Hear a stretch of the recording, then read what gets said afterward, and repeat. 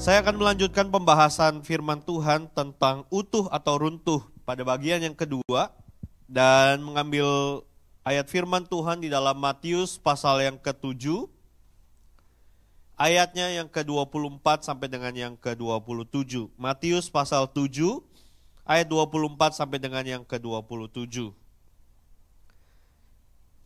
Kita akan belajar tentang utuh atau runtuh bagian yang kedua. Saya akan bacakan bagi Bapak Ibu Saudara. Jadi, setiap orang yang mendengar perkataanku ini dan melakukannya, ia bagaikan orang bijaksana yang mendirikan rumahnya di atas batu. Lalu turunlah hujan dan datanglah banjir, dan angin bertiup melanda rumah itu, tetapi rumah itu tidak roboh sebab didirikan di atas batu. Namun, setiap orang yang mendengar perkataanku ini dan tidak melakukannya, ia bagaikan orang bodoh yang mendirikan rumahnya di atas pasir. Lalu turunlah hujan dan datanglah banjir, dan angin bertiup melanda rumah itu sehingga robohlah rumah itu dan besarlah kerusakannya.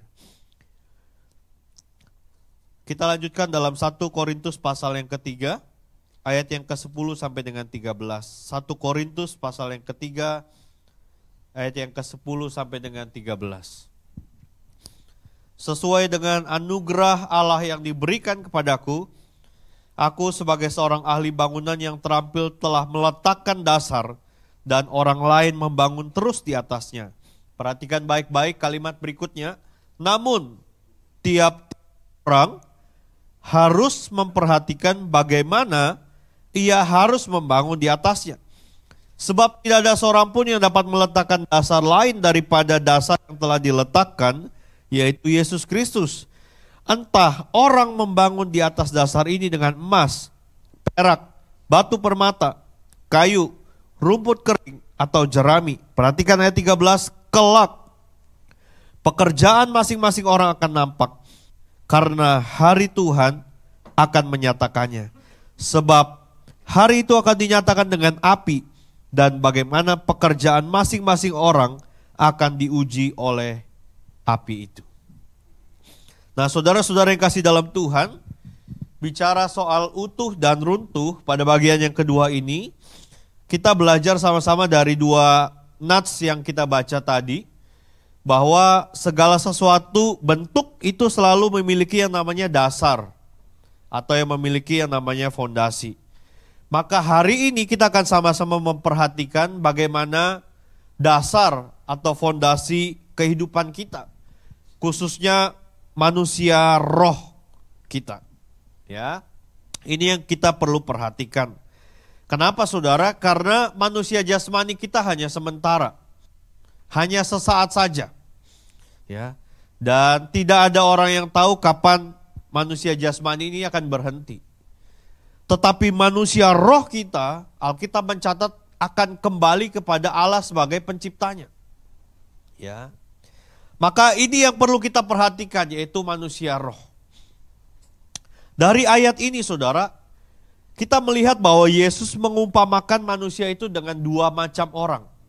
Ya, yang pertama adalah orang yang membangun rumahnya di atas batu. Lalu kemudian yang kedua, orang yang membangun rumahnya di atas pasir. Lalu kemudian ketika saya merenungkan firman Tuhan ini, saya berpikir kenapa ada orang yang membangun rumahnya di atas pasir? Karena gampang, karena cepat, ya, karena instan. Yang penting jadi. Makanya kalau saudara perhatikan ketika ada gempa bumi, ada bangunan yang masih tetap kokoh, ada juga bangunan yang seketika mudah runtuh dan rapuh, ya, hancur. Kenapa ya? Karena fondasinya atau dasarnya tidak kuat. Begitu juga dengan kita sebagai orang-orang Kristen, ya. Alkitab mencatat Yesus sendiri yang mengatakan bahwa kita sudah dengar firman, kita sudah tahu firman Tuhan, tetapi ketika kita tidak melakukannya di dalam hidup kita, Yesus mengatakan bahwa kita seperti orang yang bodoh, yang membangun rumah kita, membangun kehidupan kita di atas pasir. Hari ini kita harus memperhatikan betul bagaimana kita meletakkan dan membangun dasar kehidupan kerohanian kita. Supaya ketika kita menghadapi goncangan, kita tidak akan goyah. Ada amin saudara? Ya. Kita berharap bahwa kita akan tetap berdiri teguh. Tapi kemarin saya belajar firman Tuhan, ya, waktu di doa pagi. Ya. Saudara kemarin ada yang ikut doa pagi? Ikut ya, puji Tuhan. Kemarin doa paginya di gereja saudara ya. Kemarin yang menyampaikan firman Tuhan adalah Pak Budi. Ya. Pak Budi kemarin mengatakan seperti ini. Ada orang yang berpikir bahwa sekarang zamannya lagi susah. Ya. Nyari uang susah. Dan lain sebagainya. Nah kita sebagai manusia itu cenderung melihat orang lain dan keadaan menjadi faktor yang bisa disalahkan. Tapi di sisi yang lain seharusnya kalau kita mengalami defisit atau mengalami kekurangan uang, kita perlu belajar memperhatikan jangan-jangan kita yang besar pasak daripada tiang. Ya. Jangan-jangan pengeluaran kita yang lebih besar yang kita nggak bisa kontrol. Lalu kemudian kita menyalahkan bahwa ya memang sekarang cari uang susah. Padahal sebenarnya pengeluaran kita lah yang tidak kita kontrol atau tidak kita sesuaikan. Ya. Ini penting Bapak Ibu Saudara. Ya, kenapa? Karena ketika Alkitab berkata ketika hujan, ketika banjir dan angin itu bertiup melanda bangunan kerohanian kita, maka di sanalah kita diuji apakah kita menjadi bangunan yang kokoh atau bangunan yang rapuh. Hari-hari ini mungkin kita belum merasakan begitu banyak dampaknya saudara. Tapi mungkin sebentar lagi kita akan semakin jelas melihat bagaimana keadaan itu bukan menjadi semakin baik. Saya ulangi saudara, saya bukan menyampaikan kabar buruk, tapi saya menyampaikan firman Tuhan. Alkitab jelas mencatat bahwa hari-hari semakin sukar. Hari-hari semakin jahat. Akan datang masa yang sukar. Kalau kita tahu keadaan yang akan datang seperti ini yang Alkitab katakan, maka sudah seharusnya kita sebagai orang percaya kita mempersiapkan diri, betul? Sedapat mungkin kita mempersiapkan diri kita, terutama iman kita. Karena iman kita lah, kepercayaan kita lah kepada Tuhan, itu yang akan membawa kita kepada keselamatan. Karena kita percaya kepada Yesus.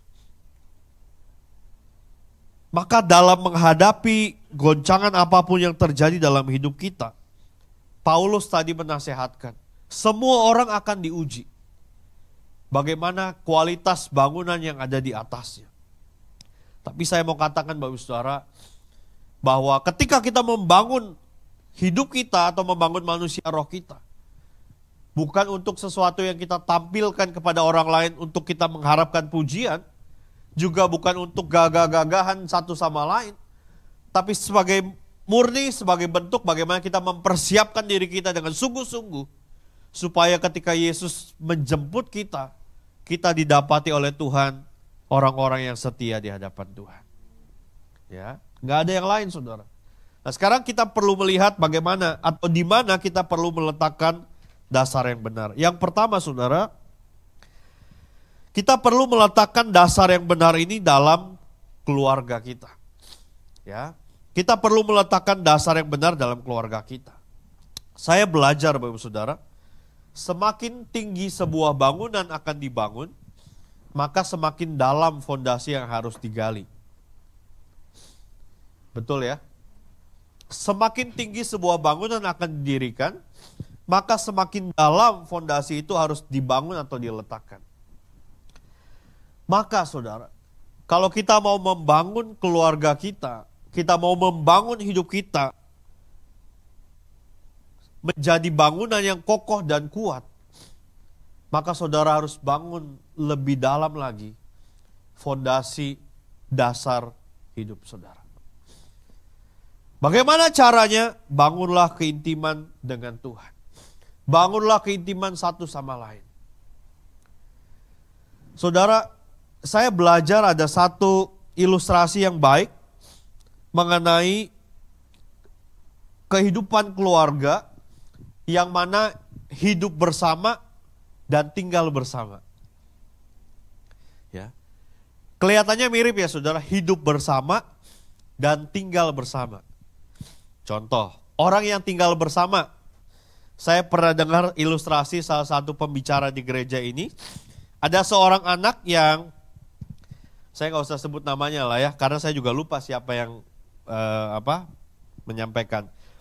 Ada seorang anak yang lebih banyak di kamar, kalau mau makan tinggal keluar.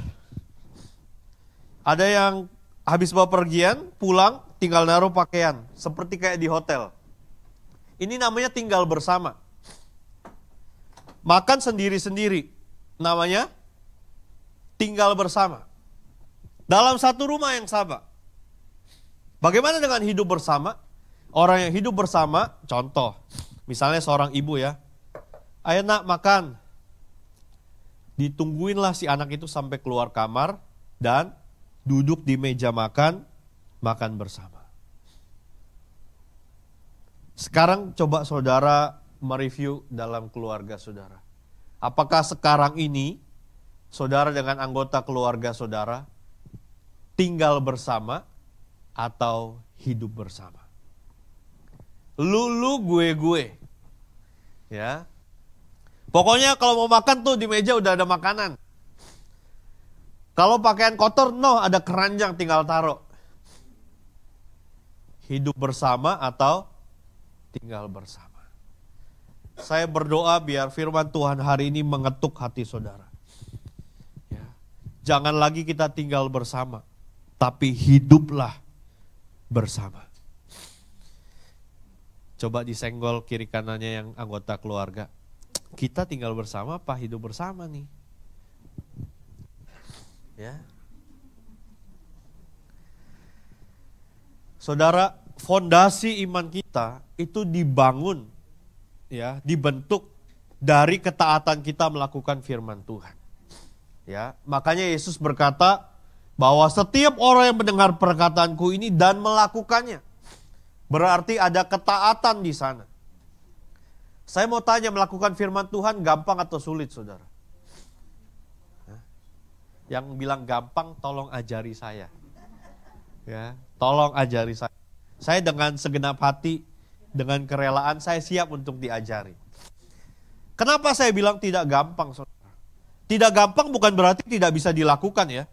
Bisa dilakukan. Tapi kita perlu menyalipkan daging dan ego kita ini. Ya. Betul nggak saudara? Bukan nggak bisa. Bisa dilakukan. Tapi kita perlu pengorbanan untuk melakukannya. Contoh. Saudara yang sudah menikah, suami istri, waktu saudara berantem, siapa yang minta maaf duluan? Atau saudara lebih pilih, udahlah diem-dieman aja gak apa-apa, ntar kalau udah waras pasti juga nyambung sendiri. Ada amin saudara? Ya. Kelihatannya gampang melakukan firman Tuhan. Tapi kenyataannya kita perlu untuk menyalipkan daging dan ego kita. Supaya kita bisa taat melakukan firman Tuhan itu. Ya. Makanya kadang saya ngeri-ngeri sedap saudara ya. Karena saya sering menguji diri saya sendiri. Saya itu sering mendengar khotbah ya. Hampir setiap hari saya selalu dengar atau nonton video khotbah dari orang lain. Ya. Semakin banyak firman Tuhan yang saya tahu, semakin banyak firman Tuhan yang saya dengar, sebenarnya sebanyak itu juga yang harus saya lakukan dalam hidup saya. Ya. Sekali lagi, melakukannya mudah atau sulit? Tidak mudah, tapi bisa dilakukan. Ya. Asalkan kita mau merelakan hati kita ini terus direndahkan. Makanya saya selalu punya prinsip dalam hidup saya. Yesus itu harus selalu bertambah. Saya yang semakin berkurang. Itu penting saudara. Kenapa? Karena kita memang tidak benar-benar bisa melakukan firman Tuhan. Sekalipun kita banyak tahu firman Tuhan. Ya. Kita ngomong mengasihi, gampang saudara. Kita ngomong memberi, gampang. Kalau keadaannya baik-baik saja. Tapi kalau keadaannya tidak memungkinkan, atau keadaannya bertolak belakang dengan firman Tuhan yang harus kita lakukan, mudah atau sulit saudara? Tidak mudah. Ya. Tapi sekali lagi bukan berarti tidak bisa kita lakukan. Maka menariknya adalah Yesus berkata, pekerjaan masing-masing orang itu akan diuji. Ya. Jadi orang yang sudah mendengar firman Tuhan, Yesus tuh akan menguji apakah dia melakukannya atau tidak. Tapi saya percaya ujian yang Tuhan berikan itu tidak pernah melebihi kekuatan kita. Amin, saudara. Ya, kita diberi kesanggupan untuk melakukan satu demi satu. Itu yang saya percaya. Ya, Yesus tidak pernah, ini pemahaman saya ya saudara, jangan dianggap bahwa ini pengajaran baru lagi nih, bukan. Yang saya pahami adalah Yesus tidak menuntut kita untuk melakukan semua. Tapi Yesus meminta kita berubah dari satu demi satu. Itulah yang disebut progresif sebenarnya. Bukan pengajarannya yang progresif. Tapi pertumbuhan iman kita yang harus progresif. Firman tidak berubah. Sama seperti Yesus tidak berubah. Kitanya lah yang harus berubah. Kita yang harus berprogres. Makanya kita kenal dengan istilah yang namanya metanoia. Adanya perubahan dan pembaharuan. Dalam pengajaran iman kekristenan pun sendiri, muncul juga banyak pengajar-pengajar yang sepertinya sedang mengajarkan firman Tuhan. Ya. Apalagi kalau pendeta-pendeta yang namanya terkenal yang sering muncul di sosial media atau di YouTube. Ya. Ketika dia menyampaikan statement-statement yang dianggap menarik, jangan-jangan itu adalah Injil yang lain. Ya. Minggu lalu saya sudah bahas beberapa bagian, tapi saya mau coba kasih contoh kepada Bapak Ibu Saudara beberapa hal yang lain, supaya apa? Supaya kita mendasari firman Tuhan ini sebagai hidup kita, supaya kita bisa berdiri teguh di atasnya dan tidak tergoyahkan. Sekalipun kita mendengar pengajaran-pengajaran yang baru. Masalahnya adalah, waktu kita mendengarkan yang saya anggap sebagai Injil yang lain, apakah kita menyelidikinya di dalam Alkitab kita? Itu pertanyaannya. Makanya kemudian kita mendengar, wah kayaknya pengajaran ini bagus. Saya ambil contoh yang sederhana saudara. Salah satu pengajaran dari Kristen progresif yang sedang gaung sekarang ini adalah nggak perlu ke gereja atau sesekali nggak ke gereja nggak apa-apa. Kelihatannya keren ya saudara. Kelihatannya kayaknya memang Tuhan itu memang penuh dengan kasih. Kalau sesekali nggak datang ibadah nggak apa-apa. Tuhan ngerti kok. Ini salah satu pengajaran yang membahayakan saudara. Kenapa? Coba saudara baca Ibrani 10 ayat 25. Alkitab jelas berkata, janganlah kamu menjauhkan diri dari pertemuan-pertemuan ibadah. Mungkin saudara sudah hafal. Tapi baca bagian terakhir ya saudara. Dan semakin giat melakukannya. Ada amin saudara. Salah satu pengajaran Kristen progresif adalah nggak apa-apa nggak ibadah, Tuhan bisa ngerti. Kelihatannya oke ya. Kelihatannya kasih banget ya. Tapi bertolak belakang dengan apa yang dituliskan dalam Alkitab. Alkitab berkata, biarlah kita melakukannya semakin giat menjelang hari Tuhan. Ini satu contoh saudara. Ya. Contoh yang kedua, ini juga kelihatannya rohani banget. Saudara kalau lagi kekurangan gak ngasih persembahan gak apa-apa. Saudara kalau lagi gak punya uang, gak usah memberi buat gereja atau buat pekerjaan Tuhan gak apa-apa. Saya mau kasih tahu saudara, ini salah. Bukan saya yang ngomong, tapi Yesus yang ngomong. Coba saudara lihat di dalam Lukas pasal yang ke-21. Saya akan tunjukkan dua contoh ini saja. Paling tidak supaya saudara punya gambaran bahwa kelihatannya sepertinya orang melabeli dia sebagai hamba Tuhan atau pendeta atau mungkin saudara menganggap dia sebagai pendeta, siapapun dia, tapi sedang mengajarkan yang saya anggap sebagai Injil yang lain. Lukas 21 ayat 2 sampai 4.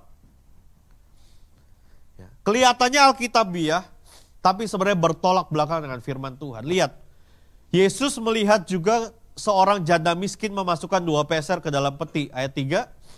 Lalu ia berkata, aku berkata kepadamu, Yesus berkata kepadamu, sesungguhnya janda miskin ini memberi lebih banyak daripada semua orang itu. Sampai sini kita fine ya. Oke ya, ayat keempat perhatikan saudara. Sebab mereka semua memberi persembahannya dari kelimpahannya, tetapi janda ini memberi dari. Jadi waktu saudara lagi kekurangan, saudara perlu memberi atau tidak?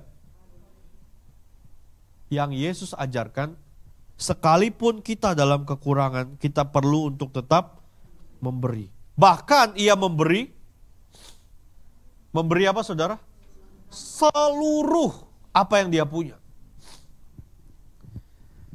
Saudara pernah dengar nggak ada pendeta besar ya, yang jemaatnya ribuan bahkan mungkin puluhan ribu mengajarkan, kalau saudara lagi nggak punya uang atau saudara uangmu terbatas, nggak usah memberi buat gereja, bantu saudara-saudaramu.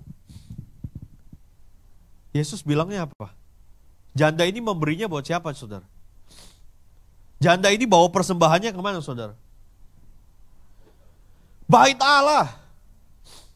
Jadi siapa yang bilang kalau kamu lagi kekurangan, nggak usah beri buat persembahan buat gereja.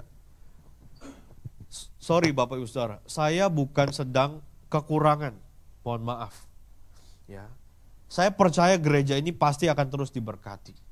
Tapi yang saya mau sampaikan ini adalah pengajaran yang benar, yang sesuai dengan Alkitab. Jadi kalau ada pendeta besar yang berkata, kalau kamu lagi kekurangan, bantu saudaramu. Gak usah kasih buat gereja. Yesus bilang apa? Perempuan ini memberi dari kekurangannya. Bahkan dia memberi seluruh. Malah saya pernah dengar ada pendeta yang bilang, ngapain kita kasih semua buat gereja? Loh, perempuan ini memberi seluruh nafkahnya buat pekerjaan Tuhan loh. Hati-hati saudara. Kelihatannya, wah ini relevan nih pengajarannya. Kelihatannya, oh iya benar nih penuh dengan kasih. Makanya pendeta-pendeta yang model kayak saya ini banyak ditentang. Kenapa? Karena saya terus menyuarakan apa yang ditulis dalam Alkitab. Itulah kenapa saya belajar, kenapa saya ikut sekolah teologi saudara. Bukan supaya dapat gelarnya. Gelar itu bonus. Tapi belajar mengerti Alkitab. Saya dapat inspirasi dari Ibu Gembala, dia bilang gini. Semakin kita belajar firman Tuhan, kita bukan menemukan kekurangan dalam Alkitab. Justru kita menemukan kekurangan dalam diri kita. Ya. Semakin kita mempelajari isi Alkitab ini, kita mendapati diri kita sungguh tidak sempurna. Makanya kita perlu belajar. Ya. 2 contoh ini saya sampaikan kepada saudara. Bagaimana banyak pengajaran-pengajaran yang di luar, kelihatannya rohani, kelihatannya Alkitabiah, kelihatannya penuh dengan kasih, sama seperti sifat dari Yesus, tapi bertolak belakang dengan apa yang ditulis dalam Alkitab. Bagi saya, Alkitab yang saya punya ini tidak berubah. Bagi saya. Ya. Terlepas baik atau buruknya yang ditulis dalam Alkitab, bagi saya, Alkitab ini adalah firman Allah. Tidak berubah. Ya. Orang lain mau menganggapnya berubah, silakan. Tapi bagi saya firman Tuhan itu tetap selama-lamanya. Ya. Jadi goncangan itu bukan hanya melanda sisi ekonomi, kesehatan, politik, bangsa negara, tapi juga menggoncangkan tubuh Kristus, saudara. Menggoncangkan iman percaya. Makanya kita perlu belajar untuk menjadi pribadi yang bijaksana. Ya. Bukan hanya kita sudah mendengar firman Tuhan, bukan hanya kita sudah tahu firman Tuhan, tapi kita melakukannya dalam hidup kita. Belajar menjadi orang Kristen yang sejati, yang membangun rumahnya di atas batu. Sekalipun banyak pengorbanan. Saudara mengorbankan waktu, pikiran, tenaga, uang, air mata, dan lain sebagainya saudara korbankan. Tetapi saudara membangunnya di atas batu. Maka ketika ada goncangan yang melanda kehidupan saudara, saudara tidak akan pernah goyah. Ya. Karena kita sudah memiliki fondasi yang benar. Dan saya mau katakan pada titik inilah banyak orang Kristen itu gagal. Kenapa? Karena tidak siap untuk berkorban. Ayo jujur, kita siap berkorban atau tidak? Kalau disuruh berkorban, mikir atau tidak? Pasti mikir. Ya. Kalau saudara bilang, enggak Pak, kita mah enggak mikir. Langsung saya tantang saudara kalau bilang enggak. Ayo kasih semua hartamu sini yang bilang enggak pakai mikir. Enggak berani kan saudara? Gini, saya mengerti sisi manusia kita, ya, yang logis, saya mengerti. Tapi dengar baik. Kalau itu firman Tuhan, maka kita harus lakukan dalam hidup kita. Ya. Maka dasarnya adalah firman Tuhan, bukan kata pendeta. Kalau saudara berpikir apa yang saya sampaikan ini tidak sesuai, silahkan saudara selidiki dalam Alkitab. Jangan saudara bandingkan khotbah saya dengan khotbahnya pendeta lain. Bandingkanlah dengan Alkitab. Apakah yang saya sampaikan ini sesuai dengan firman Tuhan atau tidak? Itu saudara. Ya. Dan saya berani kalau saudara menguji saya. Atau saudara mengoreksi saya siap. Bahkan saya dengan senang hati kalau saudara berani menegur saya. Saya siap. Dan saya bukan tipe orang yang gampang sakit hati atau gampang tersinggung, enggak. Mari kita sama-sama belajar. Makanya gereja ini ada yang namanya Bible Talk, supaya kita belajar, supaya kita mengerti apa yang ditulis dalam Alkitab. Karena itu adalah bentuk tanggung jawab gereja, saudara. Supaya jemaat tidak disesatkan.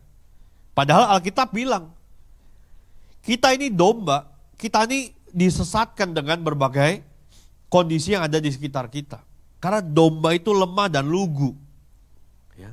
Makanya kita perlu untuk terus belajar. Nah, bagaimana kita membangunnya di dalam keluarga kita? Salah satunya adalah dengan kita membangun yang namanya mesbah keluarga. Udah berapa banyak saudara sering dengar di gereja ini kata-kata mesbah keluarga? Udah sering belum saudara? Pengumuman selalu ada. Ya. Tapi sudah dilakukan belum saudara? Melakukannya gampang atau sulit saudara? Aduh Pak, nyesuaiin waktunya susah. Saya masih kerja, dia udah mau tidur. Saya udah mau tidur, dia mau makan. Yang kita anggap kelihatannya mudah, tapi ternyata tidak mudah untuk dilakukan.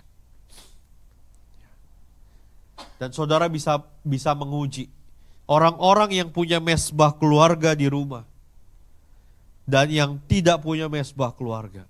Saudara akan lihat kualitas kehidupannya. Pasti beda. Ya. Saya mendorong saudara. Sekalipun tidak mudah. Tapi mari sama-sama usahakanlah waktu saudara. Supaya saudara punya mesbah keluarga di dalam keluarga saudara. Ya. Luangkan waktu saudara. 5 menit pun gak apa-apa. Ya. Ajari anak-anak saudara berdoa. Setiap kali kami mesbah keluarga, saya selalu membiarkan anak kami yang besar, Faith, itu untuk pimpin doa. Saya membiarkan dia memimpin. Walaupun doanya kemana-mana, ya. Selamatkan keledai Biliam gitu. Ya. Buat saya nggak apa-apa saudara. Ya, apa yang ada dalam pikirannya dia, Tuhan tolong Daud menghadapi Goliat, nggak apa-apa. Ya, walaupun nggak ada hubungannya sama yang kita lagi mau doain, nggak apa-apa saudara. Tapi saya biarkan dia supaya dia punya pengalaman pribadi dengan Tuhan. Ya. Saudara tahu kalau Faye doa tuh lama saudara. Benar, semua dia doain. Berkati Bapak Abraham. Ya, tapi Alkitabiah juga sih, ya kan.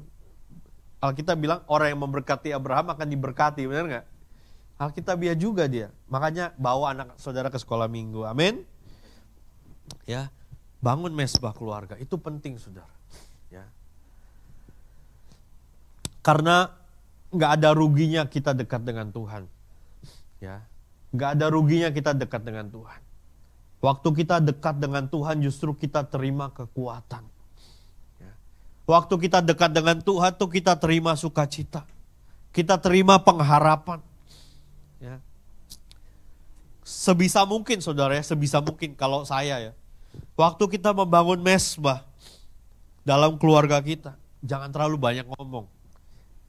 Biarkanlah Tuhan yang menjamah dan berbicara kepada setiap pribadi kita secara pribadi. Ya. Walaupun kemudian dalam keheningan itu saudara aminnya besok pagi, nggak apa-apa saudara.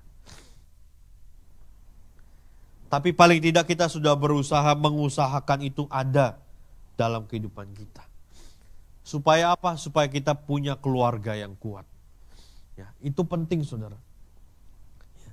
Karena bagi saya yang paling penting adalah bagaimana kita sebagai orang percaya menjalani kehidupan kita. Itulah gambaran bagaimana pribadi kita yang sebenarnya. Saya justru tidak tertarik dengan orang yang punya banyak gelar pendidikan, walaupun mungkin itu bagus. Ya, saya tidak tertarik dengan berapa banyak mobil yang dia punya, berapa mewah rumah yang dia miliki.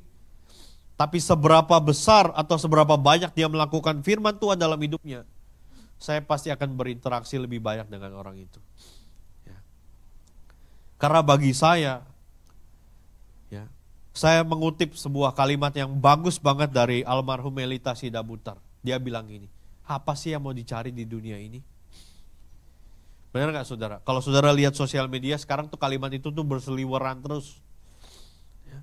Apa sih yang kita mau cari di dalam dunia ini? Semuanya itu bonus dari Tuhan. Dan saya aminkan itu betul. Ya. Jadi bangunlah kehidupan keluarga kita. Supaya kita memiliki keluarga yang utuh. Ya. Tidak tergoncangkan. Sekalipun mungkin sedikit oleng. Tapi tidak goyah. Karena kita punya fondasinya, dasarnya benar. Ya, yang kedua saudara, di mana kita perlu membangun atau meletakkan dasar, yaitu dalam pendidikan Kristen di gereja. Ya. Pada bagian ini saudara, saya mendorong buat setiap orang tua, ya, baik saudara yang belum menikah juga nantinya, ketika saudara sudah menikah dan menjadi orang tua, bawalah anak-anak saudara untuk mengikuti ibadah sekolah minggu. Ya. Jangan menghambat anak-anak untuk datang sekolah minggu dan jangan malas antarin mereka untuk datang sekolah minggu. Kalau anaknya malas gimana Pak? Dorong dia. Saya selalu ajarin istri saya begini, perhatikan baik-baik saudara. V itu kan udah mulai punya mau. V mau ini, mau ini. Oke, saya izinkan. Tetapi dalam beberapa hal yang bersifat prinsip, kita sebagai orang tua, kita yang ngatur anak, bukan anak yang ngatur orang tua. Ya. Jadi waktu V masih mau tidur, masih mau main, saya bilang, V, sekarang waktunya sekolah minggu. Saya nggak peduli dia mau nangis, dia mau macem-macem, saya nggak peduli. Pokoknya sekarang waktunya sekolah minggu. Kenapa saudara? Karena dalam ibadah sekolah minggu, kita sedang meletakkan dasar yang benar bagi setiap anak-anak. Ya. Ibadah sekolah minggu tuh bukan ibadah nomor 2. Apalagi tempat pendidikan anak. Bukan saudara. Ibadah sekolah minggu itu sama pentingnya dengan ibadah raya. Ya. Dalam ibadah sekolah minggu, anak-anak diajarkan bagaimana dia bisa mengenal pribadi Tuhan. Ya. Kita ajarkan bagaimana dia bisa bersekutu dengan orang-orang percaya. Kita ajarkan untuk memuji Tuhan. Kita ajarkan untuk merenungkan firman Tuhan. Ya. Bahkan kita ajarkan untuk memberi persembahan. Ya. Kenapa saudara? Karena memang inilah legacy atau warisan yang kita bisa berikan buat anak-anak kita pada saat kita selesai di dunia ini. Harta kita bisa wariskan, tapi itu sifatnya sementara. Sementara iman, kebenaran yang kita berikan, yang kita bagikan, itu akan menolong dia dalam seluruh perjalanan hidupnya. Saya ambil contoh gini. Saudara yang masih muda, remaja, pemuda, atau mungkin saudara yang sudah menikah. Pernah nggak saudara berpikir, kenapa saudara takut melakukan dosa?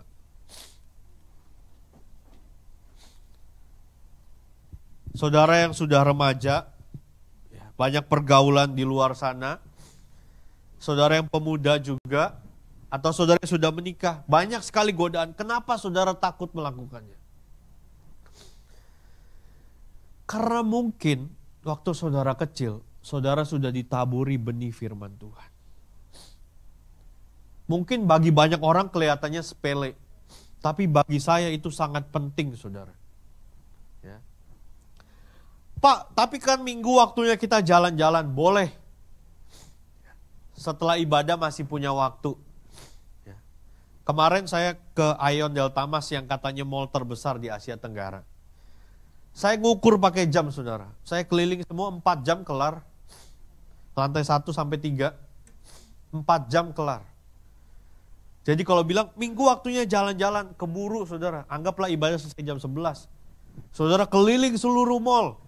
Saudara makan di satu tempat ke tempat lain. Saudara main-main. 4 jam kelar. Mau ngapain lagi? Mau pindah ke mall yang lain lagi? Masih ada waktu. Jadi kalau bilang, ya anak-anak mau jalan-jalan Pak, boleh. Bukan nggak boleh, boleh. Tapi utamakan ibadah. Yang setuju katakan amin.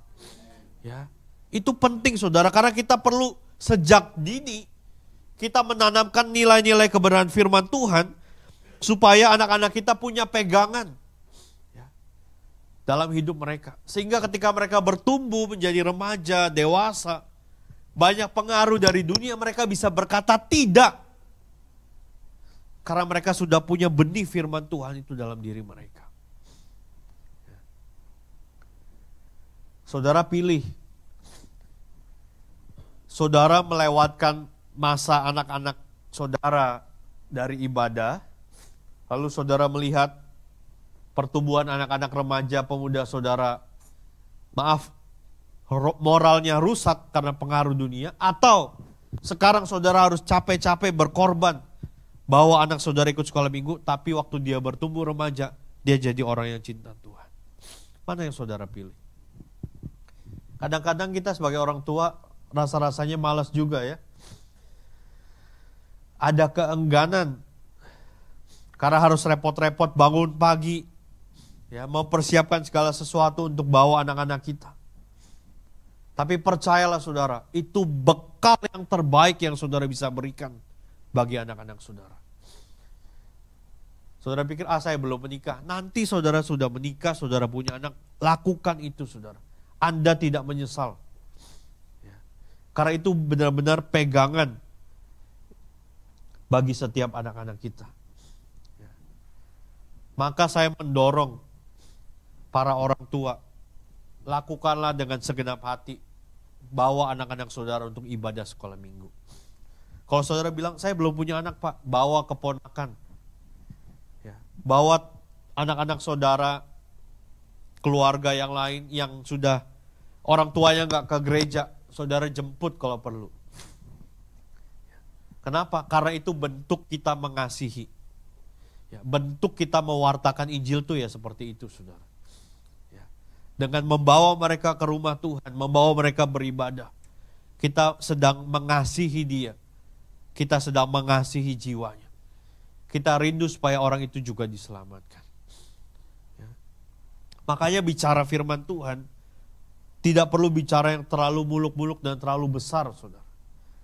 Ketika kita melakukan hal-hal yang sederhana, kita sebenarnya sedang menyelamatkan jiwa orang itu. Ya. Jadi kalau hari ini kita masih enggan atau kita masih malas-malesan, maka bertobatlah saudara. Ya, Amsal 22 ayat 6 berkata, didiklah orang muda menurut jalan yang patut baginya, supaya ia pada masa tuanya tidak menyimpang dari jalan itu. Ya. Perlu sekali, begitu juga anak-anak remaja. Kalau mungkin saudara bilang, dulu saya nggak pernah sekolah minggu, nggak apa-apa. Belum terlambat saudara. Ya, masih ada waktu. Jadi libatkan diri saudara dalam persekutuan. Libatkan diri saudara dalam komunitas. Ya, supaya iman kita terus diarahkan, terus bertumbuh. Kalau saudara bilang, saya baru kenal Tuhannya setelah dewasa, nggak apa-apa. Di gereja ini ada banyak ibadah saudara. Ya, ada cell group, ada ibadah pria, ada ibadah wanita. Libatkan diri saudara. Ya, supaya apa? Supaya itu bisa menjadi bekal, menjadi pegangan dalam hidup saudara. Tidak ada kata terlambat untuk kita memulai lagi bersama dengan Tuhan. Ya. Dan saya sekali lagi mau katakan, tidak ada yang lebih membahagiakan bagi setiap orang tua selain daripada melihat anak-anaknya hidup benar dan takut akan Tuhan. Ya, itu yang saya percaya. Makanya walaupun kadang-kadang ngadepin anak itu masih kecil itu rewel dan lain sebagainya, tapi kalau waktunya ibadah, saya dengan Ibu Gembala selalu berusaha untuk tidak melewatkan waktu-waktu yang terbaik buat anak-anak. Ya, maka doronglah anak-anak saudara, karena itu adalah warisan terbaik yang saudara bisa berikan. Ya, saya tutup dengan satu ayat dalam Matius pasal 24.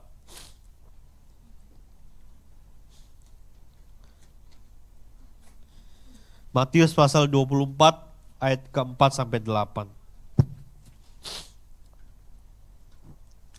Jawab Yesus kepada mereka, waspadalah supaya jangan ada orang yang menyesatkan kamu.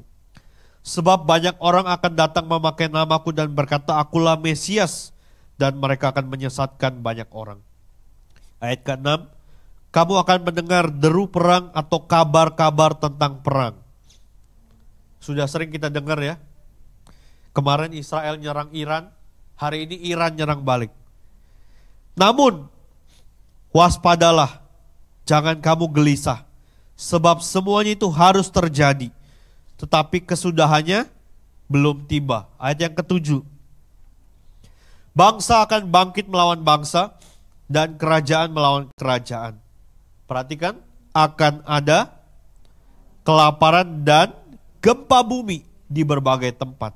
Semuanya itu permulaan penderitaan lahirnya zaman baru. Jadi sekali lagi Bapak Saudara, nggak usah panik, nggak usah takut, tapi mari perhatikan bagaimana hidup kita dengan Tuhan. Itu yang jauh lebih penting. Ya, supaya